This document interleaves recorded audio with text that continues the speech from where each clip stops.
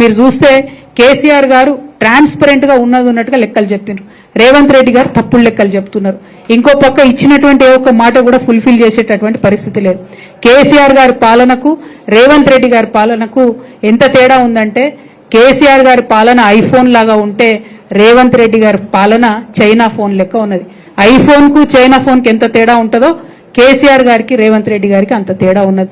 అంటే సూపుకు బానే ఉంటది కానీ ఏం పనిచేయదు అన్నట్టు అటువంటి పరిస్థితి ఉన్నది. మాటలు ఇచ్చి బీసీల ఓట్లు వేయించుకొని ఇవాళ బీసీలను మోసం చేస్తున్నటువంటి కాంగ్రెస్ పార్టీని చరిత్ర క్షమించదు, బీసీలు క్షమించరు. వారికి ఎవరు లేరు, వారి పక్షాన మాట్లాడారు అనుకుంటున్నారేమో.